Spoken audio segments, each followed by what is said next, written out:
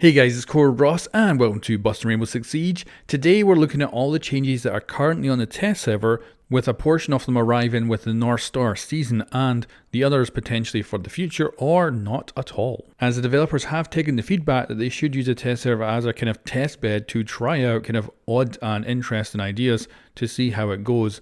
And certainly we are seeing some very unusual choices that could radically change the way Rainbow Six Siege is played.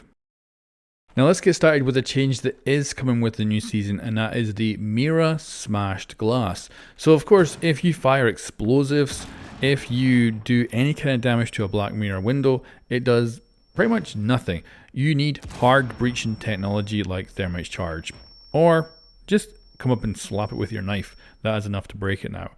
There's an interesting other additional change that I haven't seen people bring up, and that is it actually breaks differently with the canister. So watch here, we have a normal mirror window undamaged, we hit the canister, it shatters and then it breaks. That's not how it works in live. In live, if you hit it, the glass falls. This means you can continue to look through the entire time, line up a shot, potentially take out an unaware enemy very quickly, whereas with the new one, because it shatters, it means that your target might have moved by the time the window actually opens. So that's another kind of little nerf. And of course with a sledgehammer as well, it's also going to smash. But yeah, this is a massive, of course, nerf for Mira. She is the most banned operator in the high-end ranks, so it's not surprising that she's been given a significant nerf, but even for me, I'm very surprised how severe they decided to go. But certainly that is confirmed, the mirror window can be smashed and it opens differently now. Now I have absolutely no evidence for this, but I'm pretty sure that the electrical effects not affecting friendly gadgets is going to be coming with the new season, although it is not on any patch notes, it's not in any designer notes, but I think this is coming to North Star. But don't quote me on it, it's certainly not official and I can't be sure, so we're just going to put this one down as a plausible, but I think it might be coming. And if it does, it's going to dramatically change how you place gadgets in Siege. Now there's some cheeky little changes to Jager and Ela. So this is Ela on the live server. Of course, if you throw out your device, it just slaps up against a wall and sticks. On the test server, it's a little bit different. First of all, the HUD icon is gone when you're holding it. I think that's a bug, but you can see obviously that we have this white circle that emanates from the gadget to let you know the range. Now, they said the reason for this was to lessen confusion about, just doing minor modifications with where you place like Ela's and stuff like that. But I don't know if it really helps.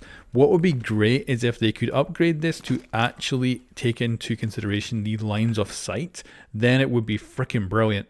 But certainly it's definitely confirmed, and for new players it's going to be useful. For experienced players, I don't really see this changing anything, but like I say, if I had a line of sight upgrade, that would be amazing. You can pick up a smashed Maestro turret. So before we actually cover that, I was wondering when I seen this, what happens if you sledge a turret, you still destroy it. I was wondering if it was going to actually turn into just a smashed glass version, but good to see Sledge still has the capability to smash it. Now, if you see on my screen, we've got hold to pick up turret. As soon as he melees it, that goes away. I'm not able to pick it up and place it back down. But it's certainly busted. You cannot pick up a Maestro turret and put it back down once it has been smashed. Melusi's Banshee now detects feet. This is actually huge, like massively impactful to any player that is playing as Melusi. Now, of course, with this test server, the Melusi Banshees actually open up and you can shoot them. But there's a massive buff as well that comes along with them, and this is it here. So what I'm setting up in the live version of the game right now is Melusi's Banshee, and you can see that we put a hole in the wall there. We've also got this barricade as well, and what we're going to do is have an attacker walk on the other side of the wall. As you can see, the Banshees don't activate. So this is on live servers, they just don't detect feet, which has always been kind of an issue with these gadgets. If you hide them in certain places, sometimes they just don't pick up the enemy because all they're seeing is the feet, and that means it's hard to slow down. Now, if our attacker comes along crouched, you can see that it does indeed activate. But here we are on the test server now. So we've got these set up, and be very mindful of the barricade one. That's the one that's important. So as you can see, they're activating immediately as soon as they see them. Although the sound, listen to this, is definitely not good right now. But you see that one at the barricade? It's actually detecting him and slowing him down. This means you can set up a castle barricade, then a Banshee right behind it. It makes the Banshee harder to shoot, but it will detect anyone who walks up to the castle barricade. That's actually potentially a really strong tactic for certain maps. So that's certainly confirmed, and it's a big deal. This is actually really cool for Melusi. And now we've got a change to one of the most popular characters in Siege. Ash's breaching round now ignores electrical effects. This means when she fires her gadget into electrified surfaces, it will no longer get fried. It will just detonate as normal, so it works much more like Zofia now. However, she has gone down from 3 breaching rounds to 2, but certainly that is confirmed.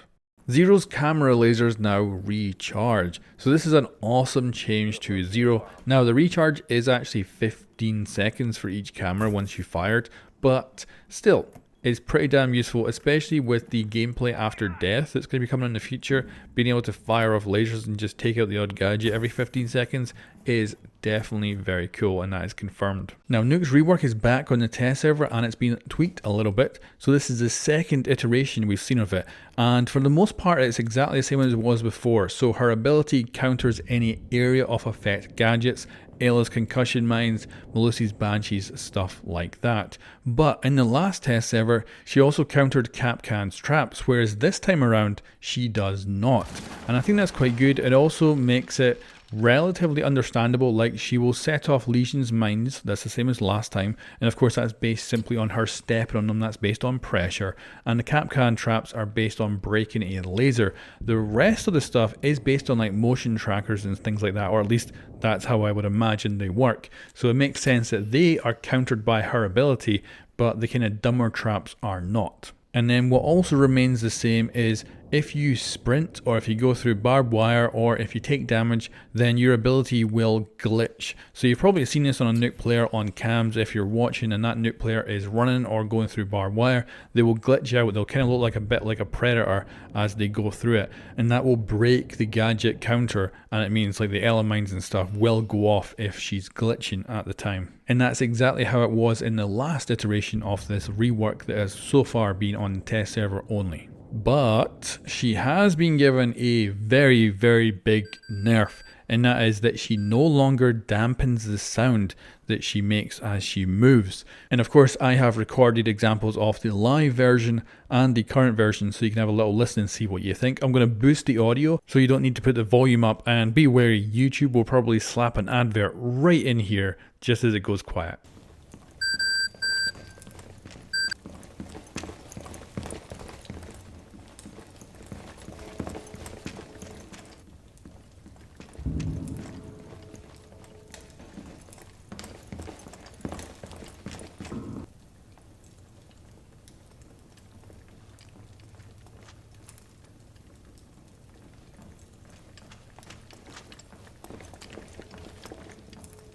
So let me know what you think of the second iteration of Nokk. But now we're going to move on to the most complicated part of this video, and it is going over the new health system that is replacing the armor system of before. The kind of damage modifiers that came with armor are gone, so you don't take less damage from gunshots, but a 2 armor or a 3 armor have more health than a 3-speed operator. Of course, they are the light armored operator, or now the light health operator. And this is currently a test server only change. It will not be coming to live yet. It's probably a season or 2 away. It also could change quite a bit, like we've seen the Nokk iteration. We probably will see something with the health iteration here too. And in fact, we already have. The first reveal for this health system showed 3 armors with 145 health and a 2 armor with 120 health. Whereas this iteration that we get our hands on, the 3 armors have 125 health and the 2 armors have 110. And this results in a lot of variety when it comes to the conclusions for this. So first of all, I was actually able to do all of these tests in the test server, because if you play local, you get the old health system, and if you play on a server, you get the new health system. So I was able to actually avoid any other variables that are changing with, like, you know, changes to balancing of operators' weapons and stuff like that. I was able to avoid all of that and test just the armor system and see how it kind of handles different situations. So the very first test I did was I jumped in, I set up an operator with the MP5K, so it does 30 damage per shot, and I brought in an operator at point blank range and shot and killed them. And I just took a look at the damage it was doing and how many shots it took to kill an operator. So in the live version for a 3-speed, so that's no armor, it would take 4 shots. Of course, with the new system, it's exactly the same. It's 4 shots because they don't have any armor, they have no armor reduction, they have the same health, so it's exactly the same.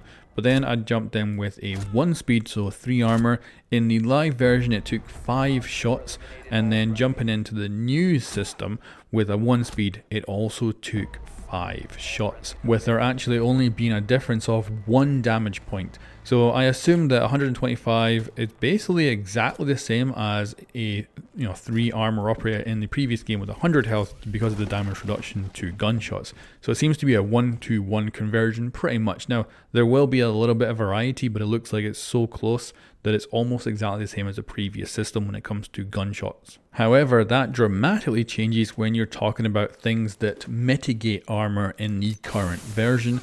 So things like Smoke's gas grenade or Maestro's lasers or fire effects from Capital and Goyu. Those are all unaffected by armor values. So in the live version of the game with a 3 armor operator with 100 health, they will live for 4.5 seconds in a Smoke gas grenade. However, in the new system with 125 health, they will now survive for 5.5 seconds. That's a full second more. That's actually enough to win a game. And with this being the first iteration that we have got our hands on, I definitely see a potential here for the developers to kind of tweak the values up and down. And I think much more likely up is the way we'll go, considering this seems to be a 1-to-1 conversion so far. So I could see 3 armors maybe getting a little bit more of a boost. However, let's change to a negative for this system, and that's going to be with Doc. So if Doc in the live version right now gets downed and then self-revives, he will come back with 75 health. He can then stim himself and I'll overheal him to 115 health. And of course that'll then tick back down to 100. But in the new system, if he gets downed, he will revive himself for 75 health. And remember, because there's no damage reduction now, that is equivalent to less health than before. If he also goes on to actually stim himself again, he will get 115 health. But of course, that's not full health for him now. That's actually under full health. So before he would have been overhealed. Now he can't even top himself up unless he uses another stim pistol. So that's a very big negative there for a Doc player. And this just shows you how complicated this whole armor to health system is, because the current system is complicated. You have some damage outputs that are reduced by armor, and you have damage outputs that are not reduced by armor. So at least with this health system, it's all an even playing field, but it means that some stuff gets more powerful and some stuff gets less powerful, and also when you're talking heals and stuff like that too. And this is without even testing Rook armor, which will give you a permanent health boost that you can even overheal above as well. And of course the old version was a damage reduction, so it's such a complicated subject, and like I say, I think it's going to probably get iterated on a few more times before we see it on live, so I don't want to get too in depth with the testing here, but from the variety of stuff I've tested, it's definitely interesting to see what is getting improved and what is not.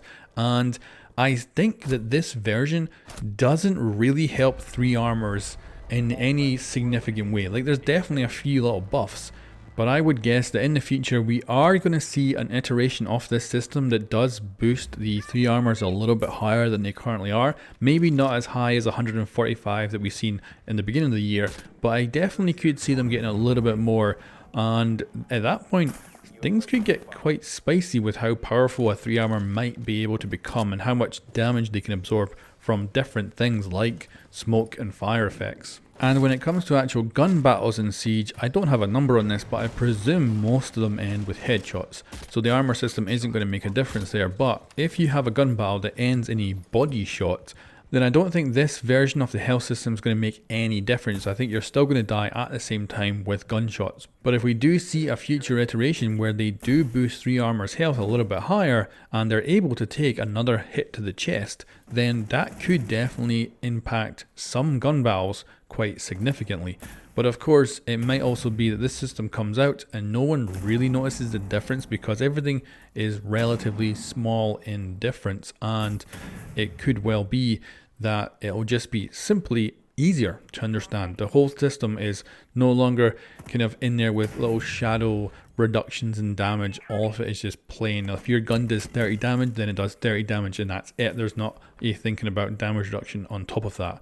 But anyway guys, that is a look at a lot of the different changes that are coming to the new season and stuff that is just in the test server for now and may never make it out of the test server. Like I say, the test server is now being used to really test out some crazy ideas that may never make it to the live game, but are actually very interesting to at least experiment with. And I've certainly had an interesting experience testing all this stuff today. But anyway guys, let me know what you think of all this stuff in the comments below and give your feedback, because the developers are of course looking for that and they will decide what they're going to do based on that feedback. Anyway guys, thanks for watching. I'll catch you next time.